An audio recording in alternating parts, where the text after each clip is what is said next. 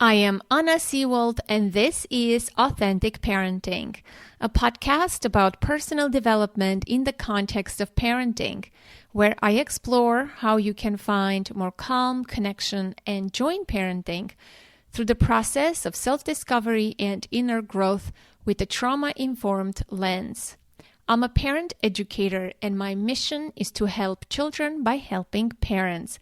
The motto of this podcast is raising our children, growing ourselves. Today, an unedited conversation with someone who inspired me to start my own show. If you're a new listener who just discovered this podcast, I wouldn't recommend you listening to this episode. It's an unusual and atypical one. You won't get the right impression about the show. Instead, you may want to check out some of the regular episodes. Before I started my podcast, I had a blog. That was many years ago. Blogging was hot, and I enjoyed it. But then it became exhausting and tiresome. I knew a lot of bloggers, and through one anonymous mom's blog, I discovered a podcast called Dadzaster. That was 2013. I started listening to that podcast on the web. There were no apps or anything like that back then.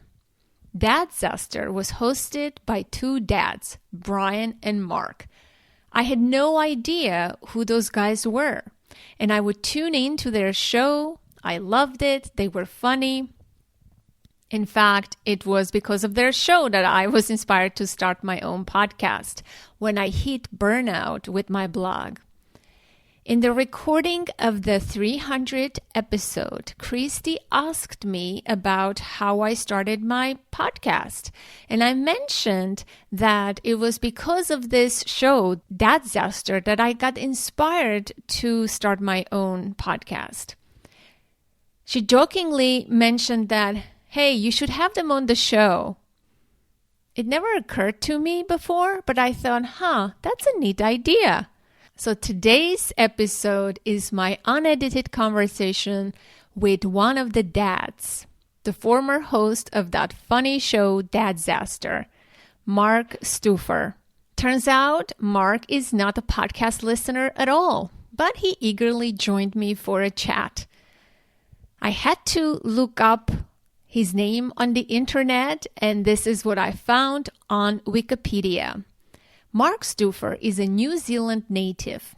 He's the author and curator of The Numinous Place and a screenwriter, most notably of Love, Laughter, and Truth, a biopic about U.S. comedian Bill Hicks, which he developed with Oscar award-winning actor Russell Crowe. I really enjoyed talking to Mark about podcasting and parenting and discovered that the two have many wonderful and surprising parallels. Who knew? Some things we talked about today. What was it like to be a stay-at-home dad back then in LA and talk about parenthood and raising kids in a mom-dominated blogosphere? He says that they got a lot of negative comments, but they had a small group of fierce mom supporters. His experience with podcasting, after all, those were the early days of podcasting. I also enjoyed listening to him reminisce about parenting. He has a teenage boy now, as well as naming things such as a podcast, a book, an episode. He says that it either happens naturally, you get the name very quickly, or you agonize over it. I share how I came up with the name Authentic Parenting. He talks about his experience with fatherhood, how he felt an overwhelming fear when he first met his newborn son, but how that fear transformed into peace very quickly, and he knew that this is something he's meant to do. I share one of the biggest life lessons that I learned through podcasting, and we talk about the bittersweet feeling when kids grow older. the sadness and the sense of loss that comes when our kids become teenagers and leave the nest, and so much more. Please enjoy. Okay. Crazy day, but so far so good. Yeah, very good. Very good. You can't be bad in Europe. Europe is better than America. With what? In terms of what? No, things are better there. People don't work as much. There is work-life balance. Don't you Yeah, think? there certainly is from that point of view. Yeah. I mean, look, one of the things I noticed when we moved here a year ago was it's more peaceful and there's not as much anger and violence as the States. I've certainly noticed that straight away. It's much more peaceful. Yeah. Yeah. Yeah. Interesting. Interesting. Um, and it's 2 p.m. at your time, right? Yes, it's yeah, just coming just before, but yeah, 2 p.m. it is. Yep. Yeah. Yeah.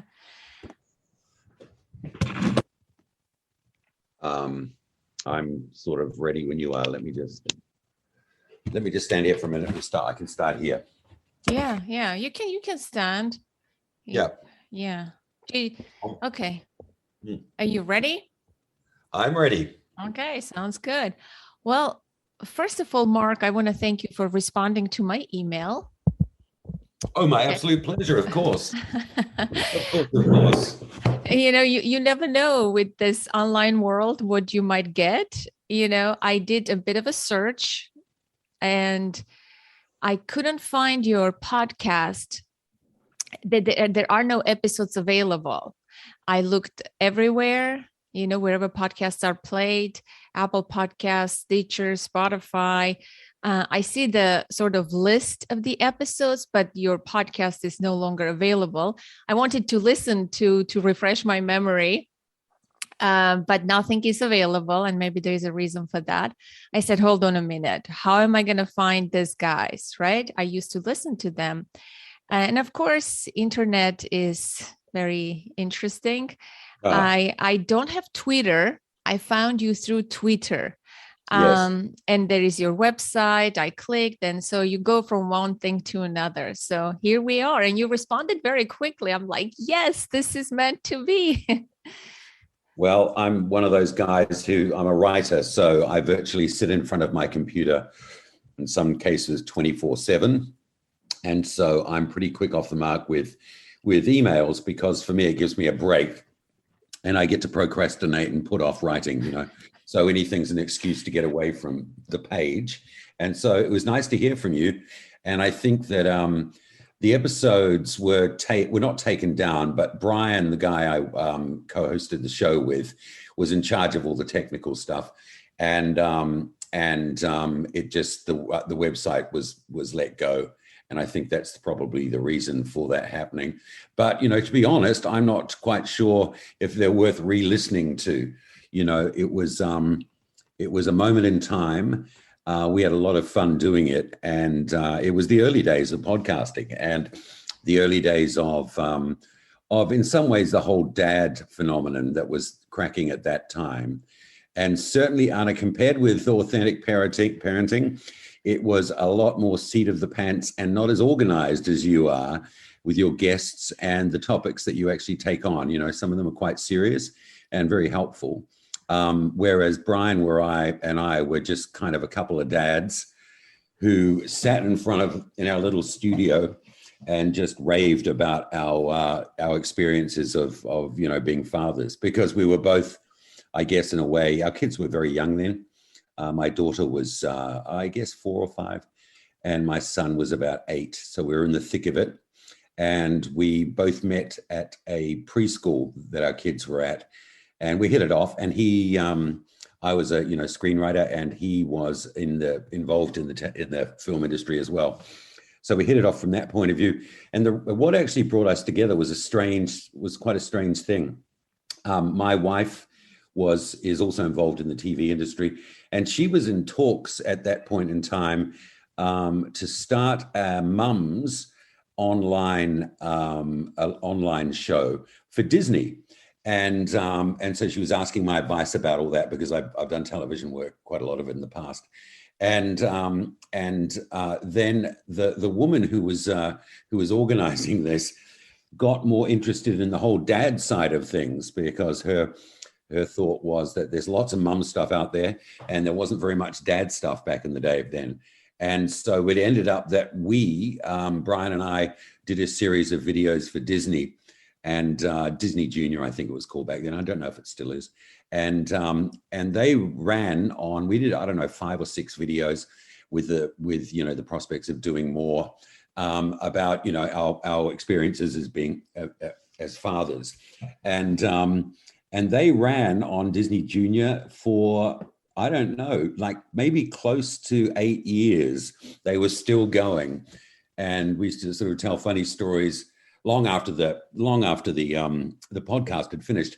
Funny stories about being recognized by kids in supermarkets and stuff, which is kind of funny. But yeah, and from that, the podcast started. But it was literally Brian and I sitting down every week with no plans and just venting and talking about, all the silly things that go with kids. It was funny. Yeah. It was a comedy show, but you did talk about serious things, I remember. But I want to mention how I got to your podcast in the first place. Yes. Blogging was big at the time, right? Yep. Blogging, Yep. That was 2013. I have been blogging for a few years at that time. And blogging was becoming tiresome for me. I had to think of articles or things to write ahead of time. I had to take photographs. I was taking my own photographs, editing, posting. It was too much labor involved, but I knew a lot of people in the blogosphere. Yeah. And there was a woman I was following, and I can't remember her blog, what it was called, but she was writing anonymously, and she was a couple of times a guest on your show. That's how I got to your podcast, Dadzaster, from her podcast, from her blog. Do you know who I'm talking about? No, I don't. It was interesting because I think that we were the sort of second wave of parenting podcast and blogs. The first wave was I don't know, 5 years before that, when in the sort of not the early days of the internet, but there was a huge explosion of them. And then those guys, and as you know, as you just sort of said, it's bloody exhausting, thinking up topics, and you've got to constantly churn out all this content, especially if you're writing, because podcasts are still difficult too in terms of research, but it's not as labor intensive as you said, in terms of taking damn photographs and interviewing people and coming up with new material. That's the toughest, without sort of cannibalizing yourself and cannibalizing others, other blogs. But we had a gang of, I don't know, maybe 5 or 10 mums who had their own. Most of them didn't actually, not a lot of mums were doing podcasts, but there were a hell of a lot of bloggers. And so we had a group of them who we'd have come on the show. They're usually the ones who are a bit raucous and loud and kind of a bit out there. And we had a lot of fun with them. But I got to say that the mums, because there was also this weird attitude from a lot of the mums of dads, you guys shouldn't really be writing about parenthood or talking about parenthood, because what the hell do you know? That was still that sort of, and it happens to a certain degree these days as well. In terms of dads are buffoons. They don't know what they're doing, with kids. It's not parenting. It's by the seat of your pants stuff. So we had some some negative comments from mums as well, but we had our supporters, and they were pretty fierce. When you've got a mum blogger on your side, man, they're loyal, and they really looked out for us, and gave us lots of ideas, but also came on the show whenever we wanted, and were really fun, articulate, and just kept us alive. Oftentimes, when the cruel kind of people came down on us for not being serious enough or giving the wrong advice or what have you, and we never set out to be the guys who speak from God, you know what I mean? We were always just a couple of dads being honest. I think with truthfulness was part of it, and talking about our experiences. And we had a great deal of fun doing it. And Brian and I are friends to this day. He still lives in LA, and I've moved around since then. I lived in the South for a while, and now I'm in Europe. But we were, and I guess part of it is the fact that, you know, we were good mates, and we would sit around when we weren't obviously doing the podcast, talking about the things that we talked about on the podcast. And dads, I think it's, people would like to think that dads aren't as open about the whole parenting experience as mums are. There's that old thinking that, you know, that females talk deeply about their emotional state, but dads, that was one of the interesting things to us, because dads do, man. They sit there, and I'm not just talking about, you know, things like potty training and you know, all the sort of the grueling day-to-day stuff. I'm talking about, you know, the emotional development of their daughter, and discussing how to discipline and how not to discipline. It really is. Once you're a dad, your topic of conversation is not about sports so much anymore. You know, it's about bringing up baby, which to me is a fascinating thing, because the whole fatherhood thing, you don't want to admit it perhaps, but from the day that baby arrives, man, things are changed. You know, you are not the man you used to be, and hopefully you're more of a man in some ways, but it's tough, and it's a baptism by fire. But you don't get through it unless you talk to other dads about it, other blokes, you know. It's and the questions you're asking are different from the ones that you would ask of mothers. Yeah, it's interesting to hear that. Yeah, you were one of the first ones to talk about that stuff, for sure. And as I remember from the episodes, I would always sort of hear your part of the story as opposed to Brian's, and I would hear, Mark is more down to earth. He knows what he's doing. You know, it was this, you know, I never sensed that, wow, these guys don't know what they're doing, but actually just the opposite. I think you were older dad, is that right? Yeah, Than Brian. No, we were both about the same age. I think that it's funny because I'm an only child myself. So when my son was born 15 years ago, I remember standing in the in the operating theater at UCLA Hospital, and when it happened, I felt this overwhelming feeling of fear and trepidation. And I guess up until then, it had not really hit me, but I nearly, obviously I didn't nearly, but I felt like screaming and running from the operating theater and getting the hell out in some ways. It felt like it had all come down on me, and I was very hard on myself. I'd never changed a diaper. I had no experience not having any younger brothers and sisters or siblings. And in fact, most of my friends, there weren't many who'd had kids. So I didn't know anything about kids. And I certainly did not know anything about babies. And look, you know this, Anna, you can read all the damn books you want, right? Yeah. But it's just theoretical parenting is not what parenting is. And so I had this fear. And then I remember holding my son in my arms, and then sort of having this opposite feeling of overwhelming peace. And I just knew to myself, I said, you're going to do this, you can do this. And it wasn't even so much because you've got to do it. It was, I just thought, I can do this. This little guy is my responsibility, and dads take it upon themselves certain responsibilities, I think. I'm not just talking about breadwinning, but I'm talking about protection. And my job was different because my wife was working, and I'm a writer, so I was at home. So literally from 2 days later, I was at home 24/7 with this little guy. And I never had fear again. I was lucky my babies were both, really good kids. There was no problems with them. And it was, I would say, in some ways, the most joyous years of my life. It was wonderful being close to them and watching them develop and grow up. I just wouldn't have changed it for anything. And I remember sort of talking it up a bit to my wife at the time and making it sound like it was a little worse than it was, so that she didn't go, you know what, I'm going to take some time off work and you can go out and, be the breadwinner, because I just loved it. I absolutely loved it.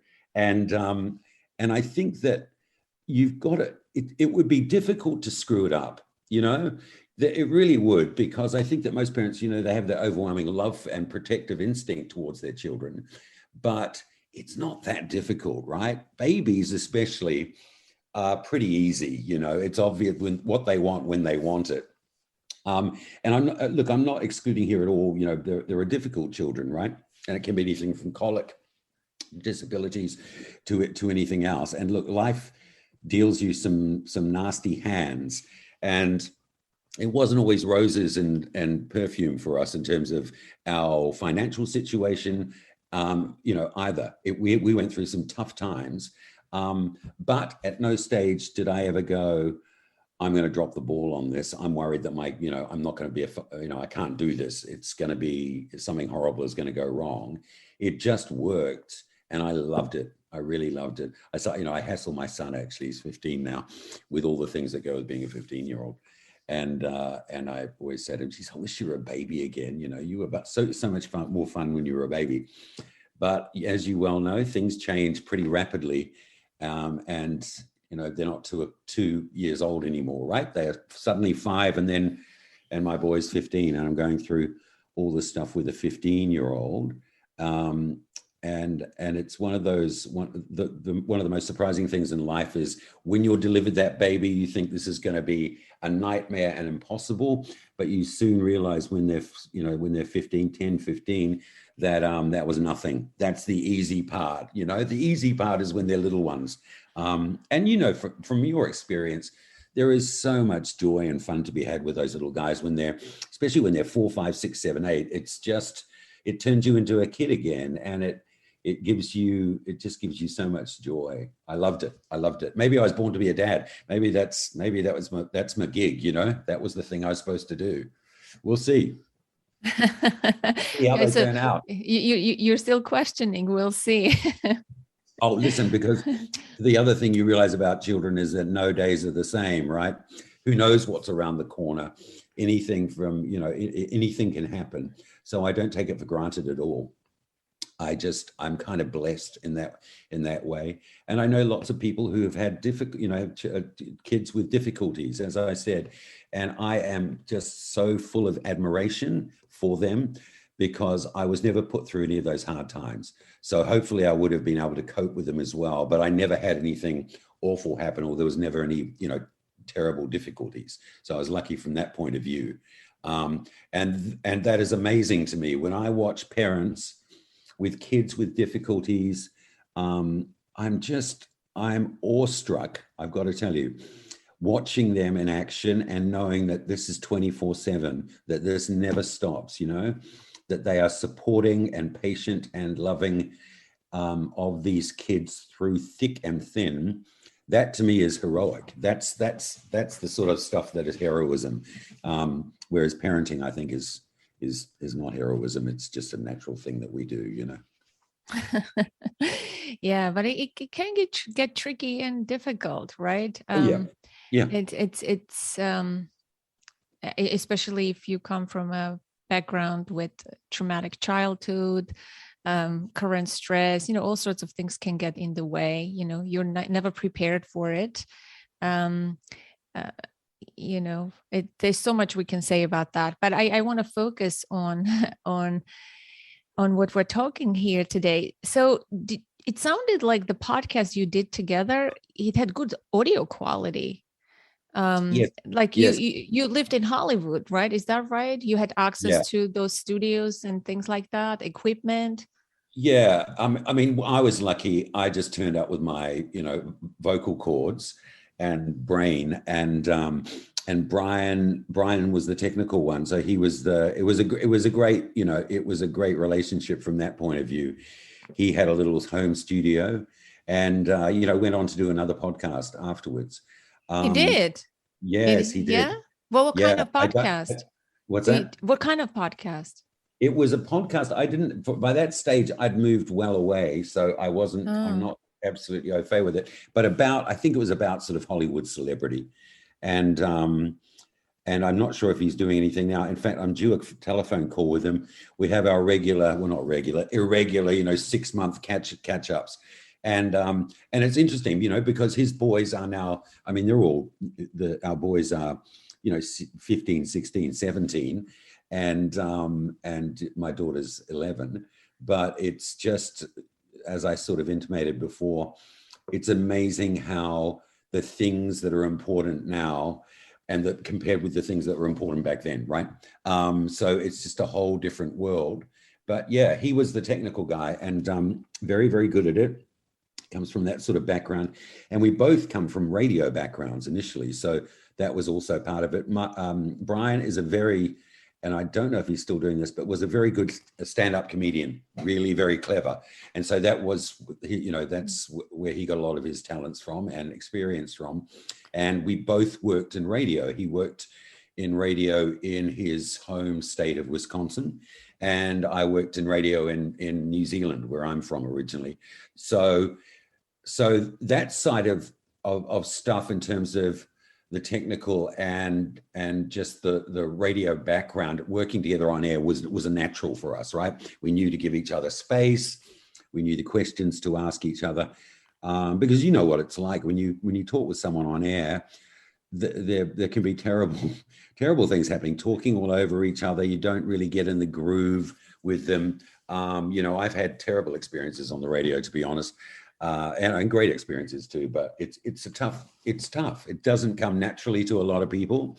And for us, it was just second nature. And to be honest, I think going back to what I said at the beginning, it was a bit like just two dads sitting around over a beer, having a whinge, having a moan, and then, doing the right thing, getting people in who and oftentimes they were mums, when we were lost or we didn't know what to do, or we needed some of that advice. We'd get in an expert or whatever. I remember we did a show once on lice, and it was fascinating. And the mum we got in ran a lice business, I think I remember that. Now that you mention it, I do remember that. and I remember people saying to us, "What are you going to do a show on lice? That's kind of what." And our attitude was, listen, it's not a particularly a sexy topic, but every single parent in the world goes through these lice things, at least 3 times a year, right? It's that, oh God, your child is in a class that has lice. And most of us absolutely freak out about it. The letter could be telling us that there was an outbreak of leprosy at school, right? But it's lice. And when you look into it, it's not really that scary. It's not difficult. But we had a lot of fun with that. And I found out so much about lice, which is interesting. And then I remember a few years later in a different city, there was an outbreak of lice, as there always is, and us going to a lice place, a clinic to get Milo and Anouk checked. And I knew from this expert lice lady that we had into the studio that lice are particular about the blood type. So the reason it doesn't spread in a family, right, is that you'll have an outbreak of lice on one kid and they have a different blood type than the other kids or one of the other kids. So the way it always happened in our family was that I never got them for some strange reason, but everybody else did. So, and I still don't know what my blood type is, but I suspect it's a weird one because I never got lice off my family, Anyway, these people in the clinic had no idea of that. And I'm like, really? Are we in the right place? You don't know that sort of stuff? They were like, no, that can't be true. So I guess it's entertainment, but laced with information. And that's kind of the way that parents impart information to each other anyway, right? It starts with an anecdote, and the anecdote is really a question, what should I have done? Or have I screwed this up? Or what can I do? But because you know the people, and there is this fantastic context around it, there are just so many stories. And I think we become sort of immune to them after a while, don't we? We don't hear the stories. We sit around with our friends and we hear these wonderful stories about stuff that's happening with their family and at school, but we're just sort of tuned out of that in a way because we're more interested in, this is going to be a question, they're going to need advice. I have to offer something, and we don't hear this amazing kind of colorful tale of the journey, how we got to this place. And I guess that's what we were trying to do, was to point out that I mean, there are so many bizarre, surreal, and odd moments being a parent, you know, and you know it. But because we're surrounded by other parents who are going through this as well, we think that this is really normal, but actually it's not. And you can tell it's not, because when you know, those poor friends of yours who don't have kids or never have kids or whatever, you can, and they pretend that they love your kids, and really they don't. And really, they don't want to hear these stories about, you know, what happened when there was the exploding diaper, and what you did with when someone was sick and you couldn't find an urgent care open. They're not really that interested in them. But if you listen yourself, they're fascinating. You know, they're fascinating to other parents. Parents love it. But we love the outcomes. We're not so, you know, we don't find the actual stories that fascinating anymore. But it's what the practicalities of it are. And that's what I think we were trying to do. And I can hear that in your podcast as well, because you deal with, you know, you can get into some serious issues, and the guests you have are pretty, you know, top line and interesting, and authors. We didn't have too many of them, but it all comes back round to an experience that you've had somewhere, or a mum or a dad who's had a similar experience. And I can tell your thinking is, that's a really interesting idea. Let's have a talk. And then you'll do a bit of research, I guess, and you'll find, oh my God, this woman's written an entire book on this subject. You know, like, of course they have. Yes, they have. Yeah, it's fascinating stuff, really. What other you did podcasts for a year or two, right? Is that right? How did you pod fade? That's the official word when the podcast no longer. Yeah, pod fade. Yeah. So it's interesting. I don't know how long we went for. I looked. I'm sorry to interject. Yeah. I think I looked. No, you have like 58 episodes, maybe. Right. At least that's what it shows now online. Yeah, I think they're probably, all the podcasts exist somewhere on a hard drive at Brian's. And maybe we should, you know, resurrect them at some time. But I really don't think I could listen back to them. I would be too horrified. But yeah, it just got to a stage where I think we didn't become bored with it, because one thing that was happening with us was that our audience was growing, and there wasn't a hell of a lot of other dad podcasts that were like ours in terms of slightly anarchic and silly and humorous, and finding a sort of a funny side to everything. It doesn't matter how serious it is. There wasn't too many like that. There are most of the dad's podcasts were kind of very doer, straight-laced, you know, and today we'll be talking to pediatrician Dr. Sam Wise about, you know, colic, which is a great topic to talk about, but we would have approached it in a slightly different way.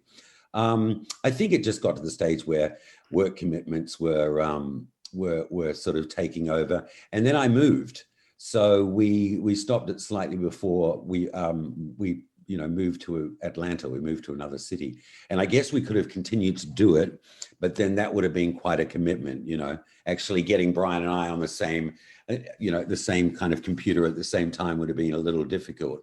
But I guess it's a phase of life, and we loved it for a certain period of time. But as I said, 300 episodes to me, that's crazy. You know, that's a large part of your life. You're telling me, I haven't still realized that part. It hits you at some point, because you do it day in and day out. Weeks go by fast, years go with the blink of an eye, and you find yourself in this place, and you're like, wow, 6 years later, this is it. Like, I have committed to this thing. This is a thing now. It's kind of good though. I mean, the good part of it is that it's kind of like Harry Potter, right? Because the subject of your discussion is getting older all the time. So you're not trapped in this Simpsons kind of situation where they're the same age all the time, right? So every day, every week is they're a different age. And I guess that's part of what keeps it interesting. The stuff that they do now, they're not going to be doing in a year's time, or even a day's time sometimes, or a week's time. So it's a movable feast, this whole parenting thing. It's a parenting thing. It's also, I think, my own personal development journey. Yeah. It follows my own curiosity. Of course, I cover what I'm interested in, what I'm going through in my life currently. In terms of development, growth, I think, Yeah. and the listener who has been with me from the beginning, they sort of follow the same path, right? Yeah. It's not the same thing that we cover over and over, but there is a progression. Yes. We go granular now, we go deep now, we learn about different tools now.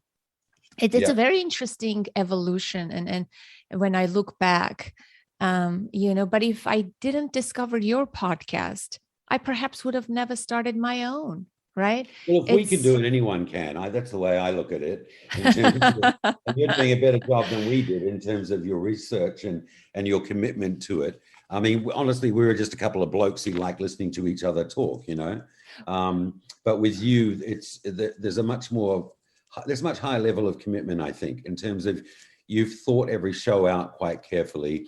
You've oftentimes read a book, at least. yes, To yes, it's you know what I hours. mean? Yes. Hours go into one episode. Yes. Right. And being a parent and reading a book aren't two things that go hand in hand, to be perfectly honest. You don't get much time for anything else than parenting, you know what I mean? So I think it's a level of commitment that we didn't really have. I think for us, it probably could end tomorrow, the first day we did it. It was like, okay, let's do it until we get bored, or, one of the kids dies in a horrible accident, or, we do something really stupid and our wives take the children away from us, or we're found out that actually we're having a lot of fun. So it was that attitude to always, it was slightly, as I say, anarchic and just, humor laden, trying to see the funny side of sometimes, terrible stories. Stories that, because dads screw up, as mums do as well. But I think that the screw ups that we went through are one of the things that was great was that there is a universality of screw ups, right? It's that thing where you'll tell the story of you leaving the kid alone for 5 minutes as you run back to the car to get something, and you return to the playground and they've disappeared, and they're sitting somewhere actually watching you search for them. That was one of my son's favorite things to do, because he enjoyed watching me, melt down looking for him. He's a very strange sense of humor as well. But you'll tell stories about anecdotes about silly little things that happened to you during parenting, and the dads would all, nod their heads and go, yep, that's happened to me too, several times. So the solidarity. You normalized it. You normalized the experience by sharing and talking, and it was very rare at the time. Yes, it was. Yeah, it was. And we got a lot of flack for that, I think, because it was warts and all. So there was no, there was no censoring. It was absolutely what happened of our days. And although I said, it was a joyous, wonderful time for me, it was great. And I was pretty good at it, I believe. I mean, both children are alive. That's how I judge it. Of course, there were screw ups every day, silly things, a lot of cooking screw ups, just dumb stuff that the mums we'd have on asking advice would kind of roll their eyes. But then there was this other group of mothers who, it wasn't the rolling of the eyes. It was more there you go, right there. That's why dads shouldn't be involved in single parenting or solo parenting. You can't trust them. They're going to screw it up. And there was definitely those sort of naysayers back then. I don't know what the situation is like these days, but maybe you do. Is there still that kind of divide in terms of the mums who are a little more, who think they're superior? Is that still going on? Maybe to some degree. I think not as much as you think. But then again, I work mostly with dads in my private practice. So I am maybe a little biased. I support dads. I don't think as much. I think maybe back then it was. Yeah. Yeah. I think it's changing. It's changing. Dads are more present. Dads are more stay-at-home dads now. Yeah. Dads are participating equally. There is still more traditional relationships, but I think generally speaking, it has changed tremendously. Yeah, you don't have that. Oh, dad is just a babysitter, or dad cannot do anything. I think at least I'm not exposed to that. Yeah, I think, and a lot of it, weirdly, back in those days was, commercially driven. It was about commerce because people were making money off their podcasts and their blogs. It was the era when, they were how they were making money. You can't ask me. Give me the secrets. Because we certainly didn't.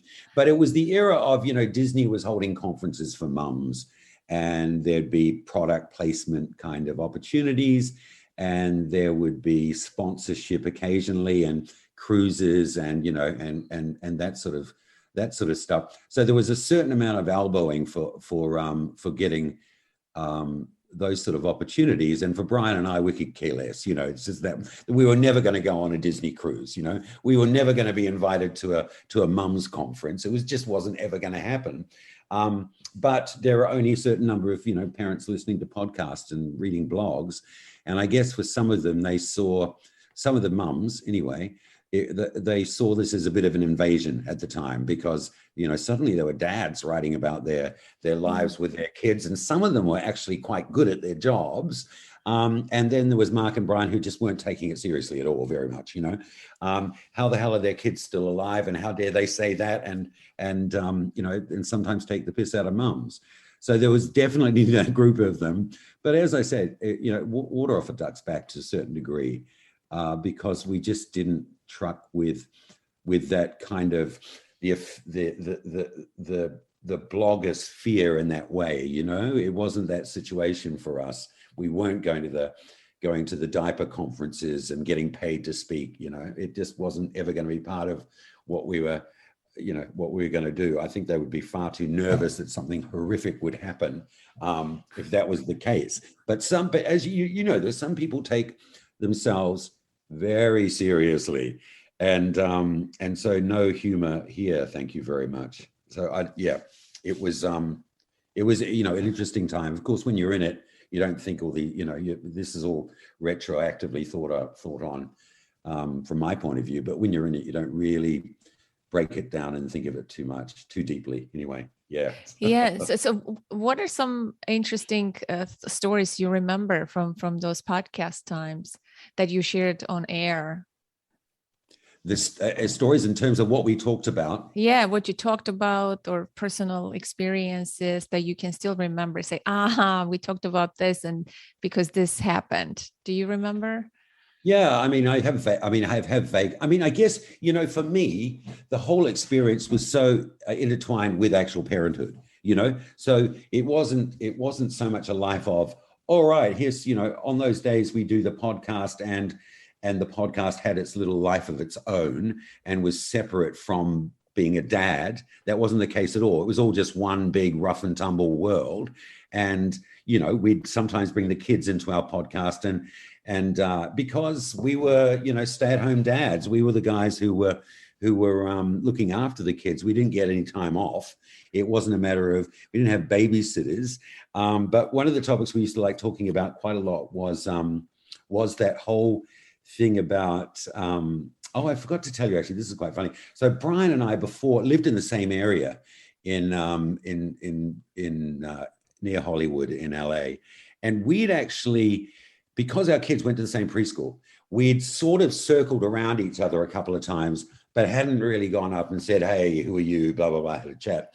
But, we were kind of the two dads who were always dropping the kids off. Brian had a minivan, much to his horror, and, picking them up. So we were always sort of in each other's orbit. And we didn't really get to know each other until this Disney thing came along. And I was, brought in to work on a sort of a dad series of shows for Disney. And I thought, who the hell am I going to get to do this with me? And the woman who ran the daycare said, the preschool said, that guy Brian, he's a comedian. He's this blah blah blah. So so that's how that came about. But we occasionally saw each other at playgrounds, which was always very funny because in those days, and I don't know if it's the same where you are in the States, but LA is a weird place in terms of there are a lot of parents who hardly ever see their kids. And when they leave in the morning, they hand their kids to a nanny and off they go. And there's a huge number of Latino nannies. And this is a thing that happens in LA. But Brian and I would bump into each other at playgrounds and sort of, we'd be the only dads there. And then there wouldn't be any mums. There would be a group of Latino nannies, right? And the nannies were not interested in us at all, in terms of there was no way in the world we could join their group, we were sort of on the outside there a little bit. And Brian and I kind of bonded over that a few times when the only person who talked to him, apart from other kids at the playground, was me, and vice versa. But the nannies just didn't want anything to do with us. And I think from their point of view, they were like, we were. Who are these creepy guys? Yeah, no, well, yeah, I mean, there's that thought too, but it wasn't, we were pretty hands-on. We were with the kids. We were obviously dads, we weren't kind of strange men hanging out, behind trees and stuff.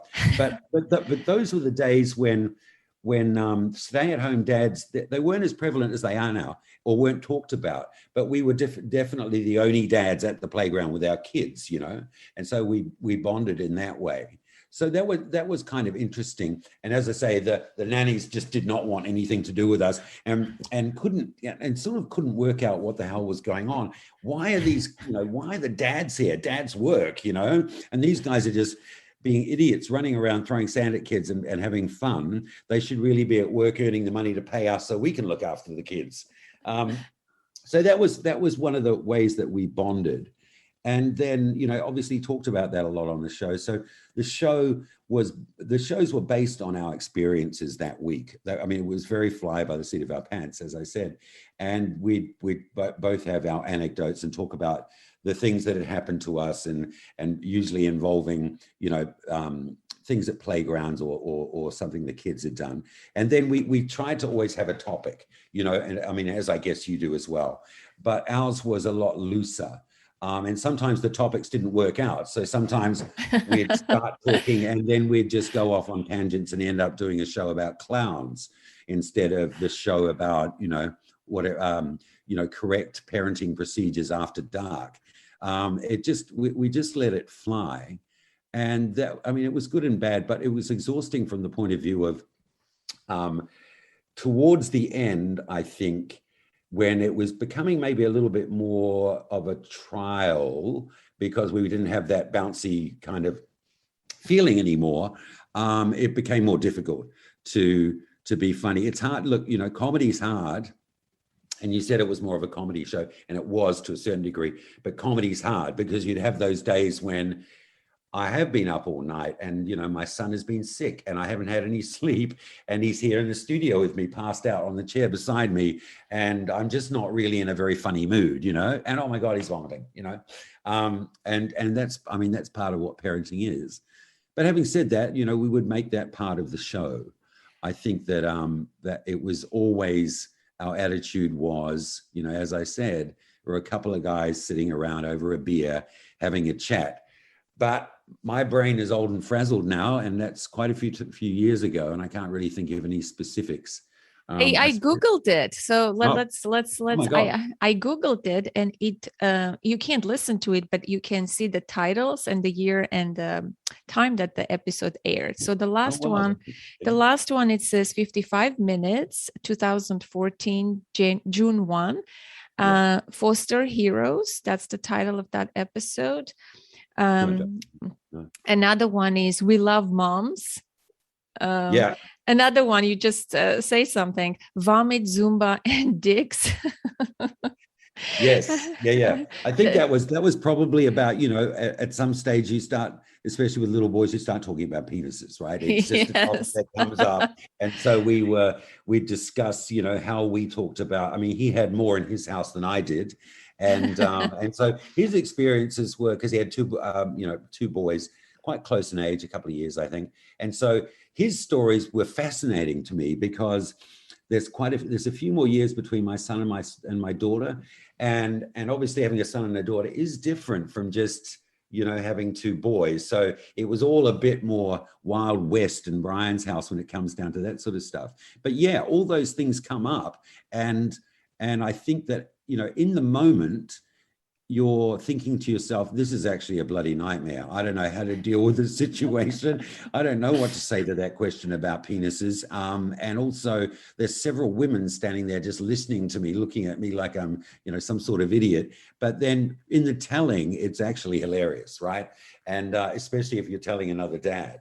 Yes. Yeah, yes. well, here is another topic, tech parenting. I think you were ahead of tech parenting. You were ahead of the curve talking about screen time and technology. Yeah, tech parenting. We were. And I remember the day we did that show, my daughter was sitting in the studio beside me on her computer playing games. But no, this was a topic of, and will always be a topic of conversation.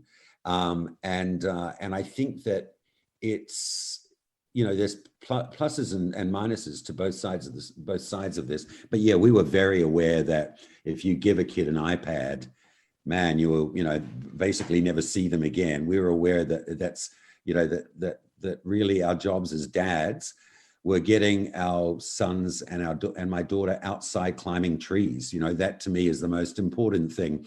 And I remember one day maybe my son was 5 or 6 maybe, and he had a little friend come around from preschool to hang out for the day on a play date. I still say to my son, he's 15, I say, have you got someone who's coming around on your play date? He hates it. Just to hassle him a bit. 15-year-olds don't have play dates.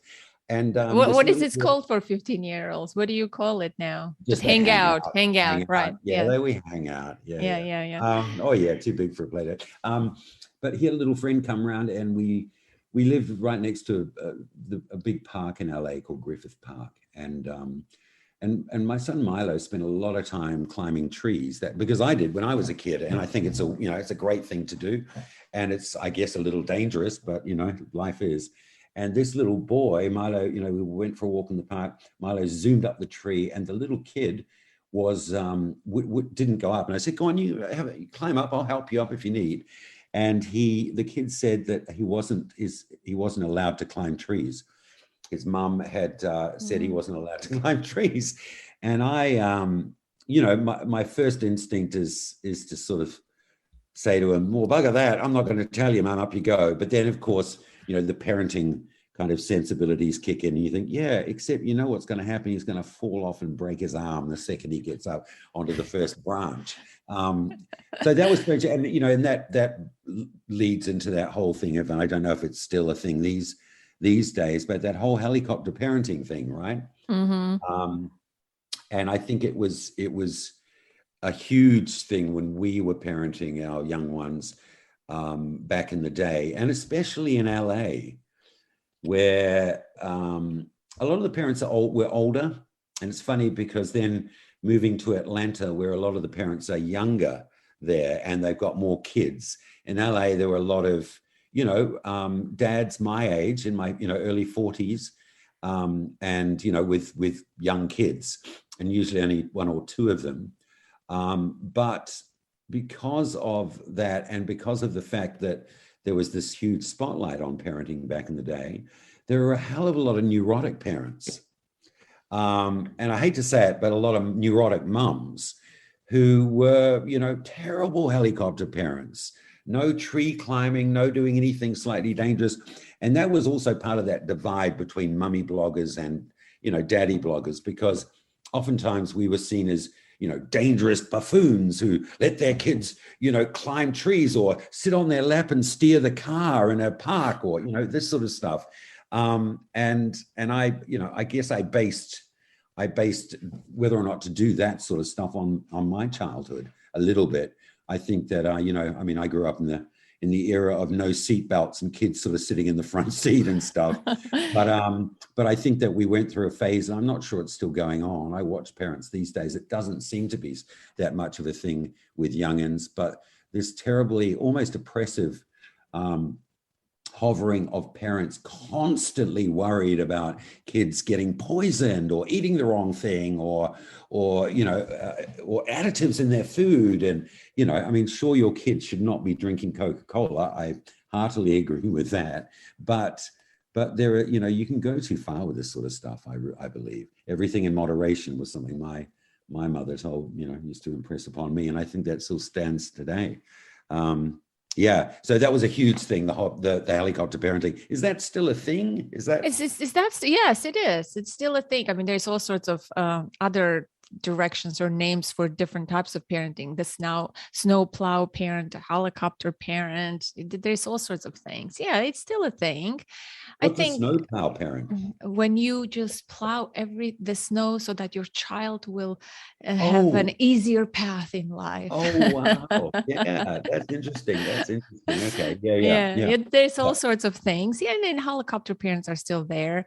I think partly it has to do with level of stress and the level of overwhelm that parents are under or they're going through. Yes. So you start to control the things that you think you can control. Or yes. if you come from a traumatic childhood, now your child becomes your project because you didn't have it well. Now you want to sculpt perfectly, mold perfectly. There's a lot of factors in that yes. go into this. Yeah. And of course the media, people are sort of scared of strangers and dangers and things like that. There is a lot that goes into it. But yeah. what I want to ask you is, do you remember the intro to your podcast? Because I don't remember if it was in the intro or it was a story that Brian used to say, this is how you pull a wiggly tooth, you tie it to a door. Was that the story or was that in the intro? Yeah, that was, I think that was in the intro, and that was Milo. That was my son and I. And that, that's another little example of that sort of thing. When I was a kid, my grandfather used to say to him, we would do that. It's just like, stop playing with your damn tooth, get your fingers out of your mouth and attach some cotton to the door and slam the door, and there would be the tooth. And so, I thought, and I mean, at the time, I didn't think it was strange. I mean, I don't know. A lot of people think it's weird, right? But I didn't think it was strange. But Milo, did the same thing with Milo. And I think we recorded it. And so I went through a phase of recording little conversations with my son. And then we'd cut them up and play parts of them on the show. And that was one of them where we, removed his tooth. And we had some sort of horrified people not being very happy with us doing that. But again, it's that, it's that sort of oppressive parenting thing. And there's no way in the world I was a free range parent and still aren't, but and the other thing that is incontrovertible is that all of us want better for our kids than we had, right? That's our whole aim in life. Our aim is that they're happier, that they're smarter, that they're richer, that they're stronger, that they're more beautiful, that, they're more articulate, they're more bigger, better, faster than us in every way, shape or form. We have no envy over any of that side of things for them, but they're the only people in the world that we want to be better than us and luckier than us. So I think that we pour that, and unfortunately that can manifest in some strange ways, some strange things, some strange parenting habits. But I mean, that was my approach with my kids. It's just, I want your lives to be better than mine, and so far so good on that front. I remember growing up in New Zealand, and it was a tiny little country at the edge of the world, and thinking to myself for most of my childhood, how the hell do I get out of this place? It's tiny, cold, miserable. I don't like it here very much.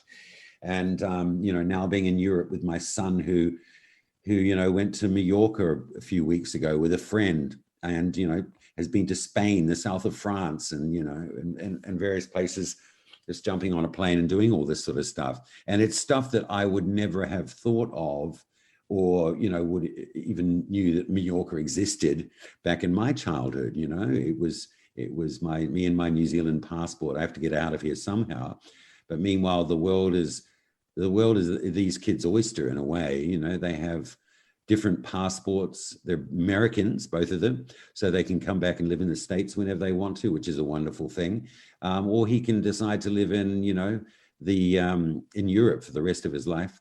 Both of them, they can live in Europe because they have EC passports as well. I mean, you know, it's just unheard of stuff when we were growing up. It just never would have crossed my mind. What? I can live in the States? No, how would I do that? You know, and so that's part of it, right? We want those kids to have everything that we didn't, and everything that we did, we want them to have more of.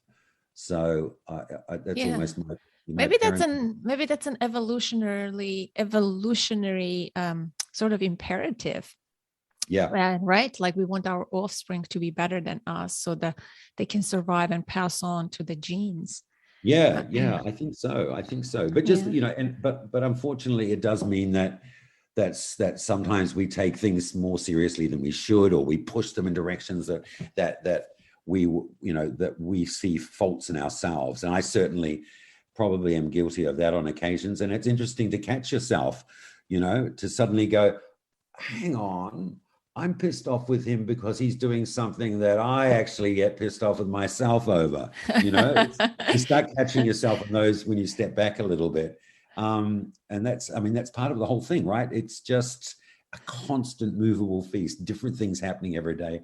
And you're not dealing with the same person every day that, you know, that went to bed.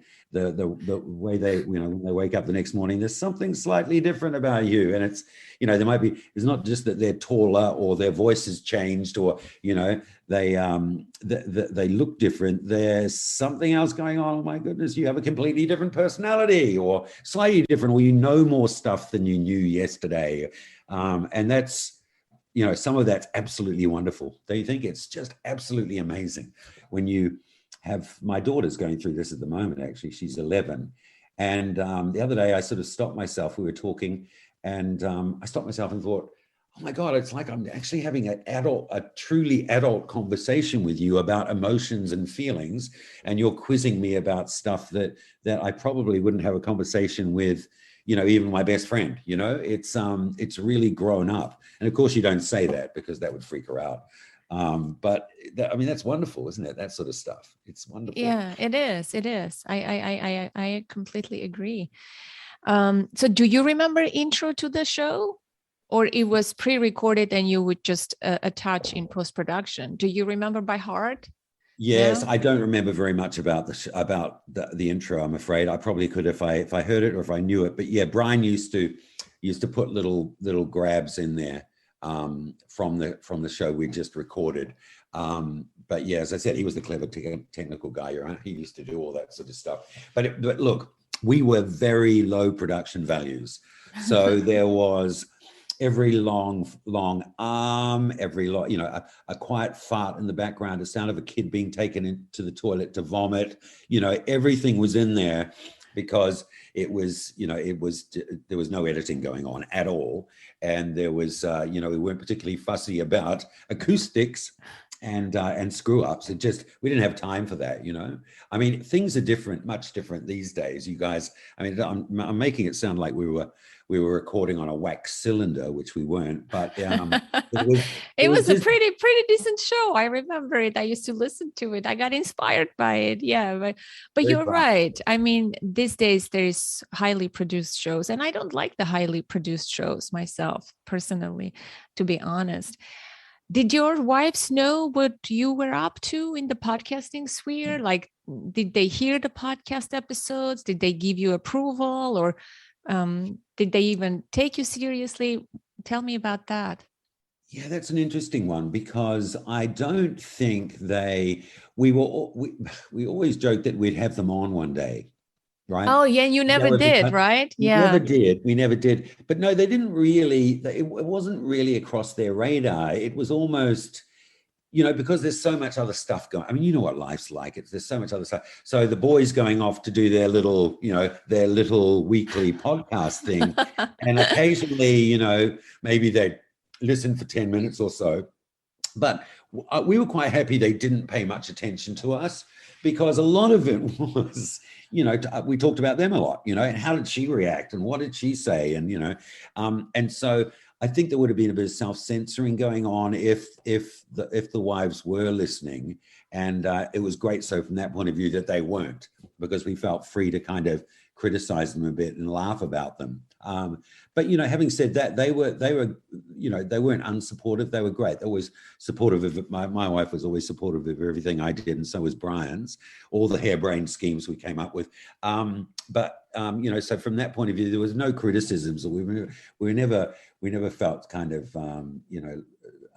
hard done by in any stretch of the imagination. It was always good that we had a good relationship with our wives and with each other's, but they were very definitely of the, oh, okay, off you go, you go and do your thing. But now listen, what's happening with Milo while you're doing that? Is he going to be okay? I mean, obviously it was the kids first, Yeah.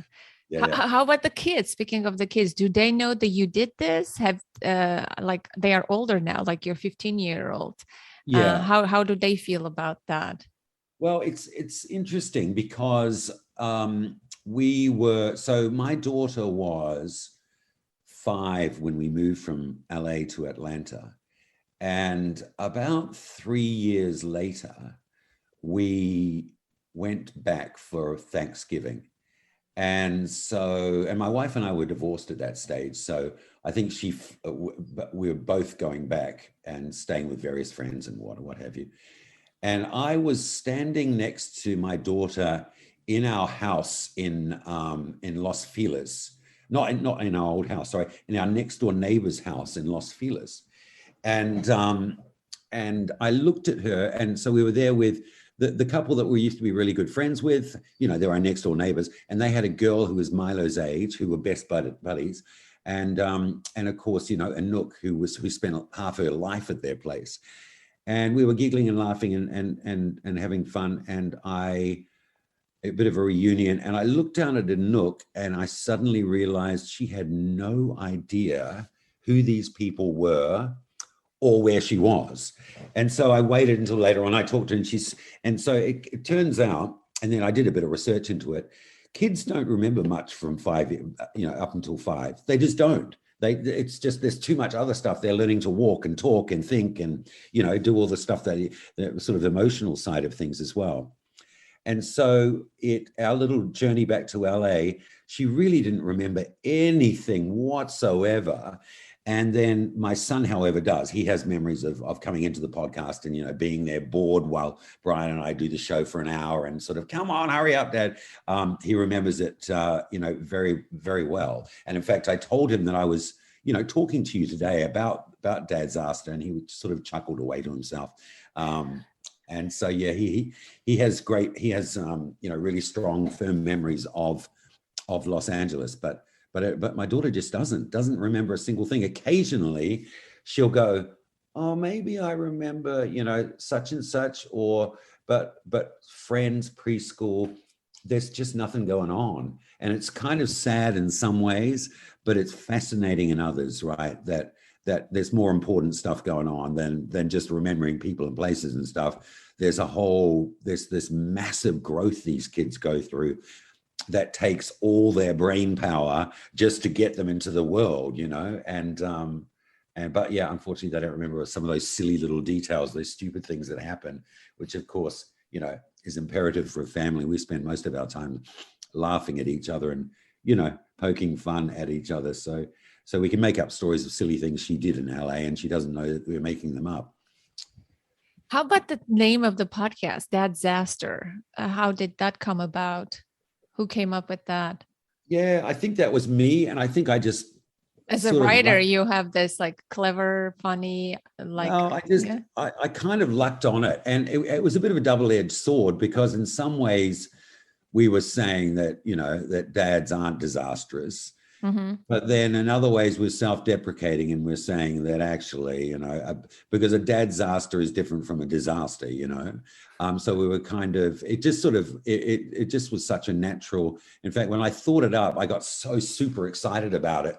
I ran on, jumped online and started searching this word out. Thinking to myself, there must be books written, there must be, songs sung, there must be podcasts already, made using this word, but there weren't, in fact. And it fitted perfectly, and And, names are a problem. I mean, I always, they can torment you in terms of when I write a screenplay or a book, I'm, naming it happens one of two ways. It either just comes straight away and it's perfect, or you agonize over it and you're never happy with it. I'm just working on a film script at the moment, actually about my childhood, and finding a name for this thing has been driving me to distraction for, months. And I finally sort of came up with one a couple of days ago. And this is the first time it's ever happened. It's actually perfect, because normally if you're agonizing over, if you're thinking on it, oh my God, what do I call it? It's never quite there. You never go, that's just beautiful. That's the most amazing name I've ever heard. And especially with, I mean, I guess you went through this as well, right? Especially with parenting podcasts, because, it's like hair salons, right? Every single hair follicle joke is kind of, is made and used. And with parenting podcasts, evil mummies, blah, blah, blah. Every mummy name, every daddy name, every parenting name is kind of taken. So you can't get the perfect name that suits what you want to say. You have to kind of compromise. And it's, anyway, I mean, I guess you must have found that a little bit difficult for you as well when you were looking around for names. Sorry. Well, you said it that it comes in two ways, right? It comes either like very quickly, naturally, or you agonize. For me, it came naturally in a car ride. I was looking at the beautiful scenery. At the time, I was trying to, I opened my business, my practice, working with parents, and I wanted it to have a name because I had a website, I had a blog. I wanted it to be congruent and have a name. And I didn't agonize over it, and it just came to me. I remember where I was exactly, under a bridge, looking at Raritan River. Lovely. And that image is stapled in my mind. And I said, I think I know what it is. It's authentic parenting. Right. And at the time, I didn't know what that meant when that name first came to me. But later, I honed my message. I understood what it means, why I named it. But in the beginning, it just came to me and it sounded good. And I said, this is mine. Yes, this is me. It sounded so natural, fit for me, right? But now it has a meaning and all of that. But it's a great name. And I think it's a great name. And in some ways, it's, and the obvious is not the word I'm looking for, but it's a natural name. It's something that when you say authentic parenting, I know exactly what you mean. I know exactly what you're trying to say. And I would say that there's probably, since you thought up that name, there have been quite a few mothers and fathers who want to start blogs and podcasts who've gone, she got the best name. I trademarked it. Like early, I have trademarked that name in 2010, I believe. So it was, it was worth doing it. And I think authentic is something that we, the word authentic is something that we've all become very, very much more aware. It's very trendy now. Back then it wasn't a thing, right? But now it's trendy and people talk about things like that. Yes. So many things have changed. So were you listening to podcasts at the time yourself when you started your own? Oh, no. And I'll tell you what, the funny thing about that is I look, I'm not really much of a podcast guy. And I think even these days, not really. No, I don't, because I mean, for several reasons. The first is, I spent my early years in radio, right? So I can pretty much second guess everything everyone's going to do. And I guess I'm just not enamored with the magic of the whole operation anymore. But the second thing is I'm constantly, if I'm not writing, I'm researching about what I'm writing. And I'm never in that situation very much of, oh, I'm in a car and I'm driving around, or I'm on a bus and I'm traveling long distances and I'm listening to a podcast on my phone. I'm just not in those situations, right? And occasionally I do listen to podcasts if it's research for something. But no, I don't, unfortunately. I mean, I'm aware of all the big ones, and I'm amazed. What are the big ones? Let me hear what you consider the big ones. Which ones do you know as a non-podcast listeners? Let's see. Name like a few podcasts. I'm curious. Well, there's no parenting ones, unfortunately, although I do know authentic parenting now. I'm talking about, guys like Rogan, right? Joe Rogan. Yeah. And so he's interesting to me because because of the fact he's really a phenomenon, within the podcasting world. He's superseded it and transcended it to a certain degree, and I'm interested in watching this experiment in some ways, because he's come along and is now, bigger than most of the cable news shows around, far bigger. And I'm watching them attack him at any opportunity, right? They're terrified of him, because here's this guy who has a podcast that has far more ears than anything on CNN or MSNBC or Fox, right? He's huge. And so it's been interesting watching the legacy media's response to him. And in terms, a guy called Jimmy Dore, who does political stuff. He's a bit of a lefty, and I found him fascinating. And there's a couple of kind of conspiracy podcasts I like listening to. One of them is called the Higher Side Chats, and I love a little bit of ufology and a little bit of 9/11 moon landing kind of stuff. I'm fascinated by it, and that sometimes works quite well with whatever I'm working on. If I'm working on a script or whatever, that gives me an excuse to have a listen. But if I'm doing the dishes or doing housework and stuff, I'm usually listening to music, because I'm doing that to get away from the screen and to get away from words. I'm writing from that. As I say, it's researching or writing the research, and so I want my brain to just get into theta state for a while and just have a little relax and not be buzzing around on alpha. And so it's just, I wish I did. And I don't have time to read books unless the books are about the topic that I'm writing about. I mean, it's just the number of hours in the day, right? And every day I've got to go and meet my daughter and pick her up from the bus stop, or when we first moved here, it's interesting because in Atlanta, it's very much automobiles. You drive everywhere. Here in Holland, in Amsterdam, everyone has bikes. We bike everywhere, and it's fantastic. It's a flat city. You can get from one end of town to the other in, 25, 30 minutes. It's safe. Everyone has a bike. I don't think I've caught an Uber in 6 months. You definitely don't have a car, because there's no point having one. So a lot of, there's the parenting side of things is, yesterday I had to get on my bike and bike my daughter to a new ballet class that she was starting for the first time. And so, parenting never damn well ends, is what I'm trying to say. But I wouldn't listen to a podcast or something on a bike, because I'd be too afraid that, I wouldn't hear someone going. The parenting responsibilities, I must say that it's changed slightly with my boy, who's 15 and is, very independent. So he can order an Uber. He has a job, so he still goes to school, but he has a part-time job. So he buys whatever he needs himself. He understands the value in money, if you know what I mean. And so he's not asking for a handout ever. And but he has his independence now, and Amsterdam feels like a safer city in some ways than Atlanta, or anywhere in the States for that matter at the moment.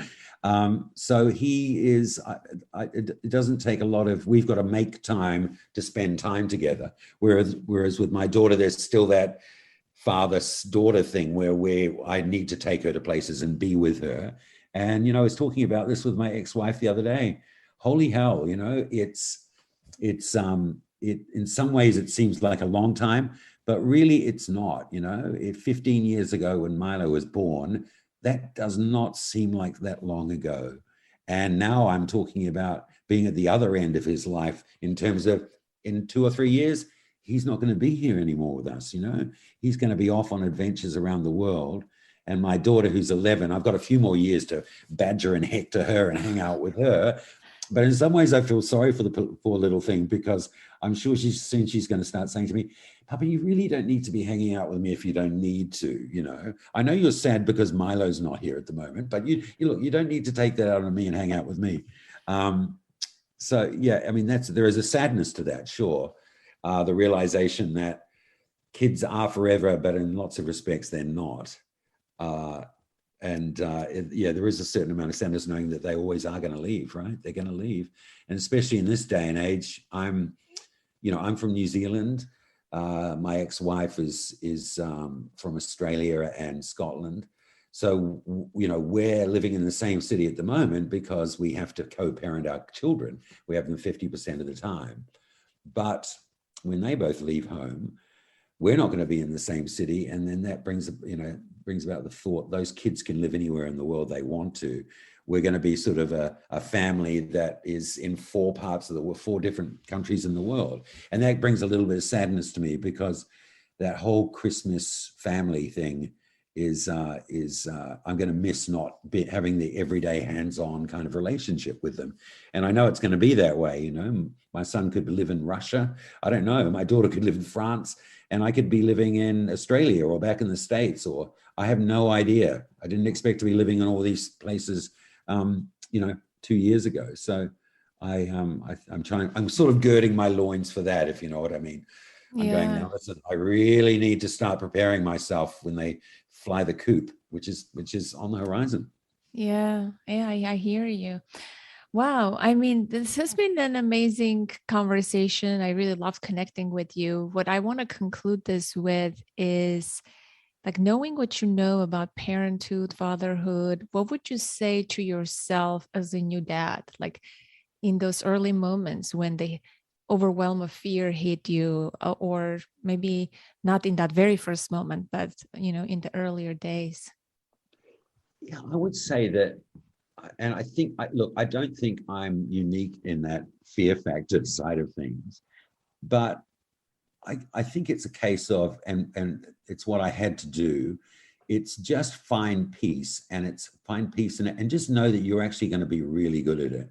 I don't know. I've got lots of friends all around the world, lots of dad friends. And I can tell you that pretty much all of them are really damn good fathers. They're fantastic fathers.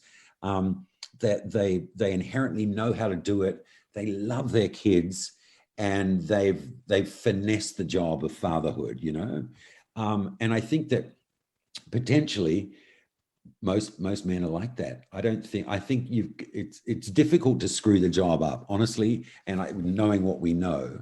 And so I would just say, don't sweat it, man. Just go with the flow. You can do it, and you'll know, just listen to your intuition. The good, the bad, the yes, the no. You'll understand. Your intuition will guide you, and just trust it. Trust it and have fun while you do it. Lots of laughter, lots of smiles, and lots of love. That's the key to it all. That was one of your episode titles of the Dad Disaster. I looked, it says lots of laugh and laughter. Okay. Maybe you titled that. Do you have a question for me, or any final parting words? No, I'm interested to know where you think you're going to go after show 300. Like, do you have a 5-year plan, a 10-year plan?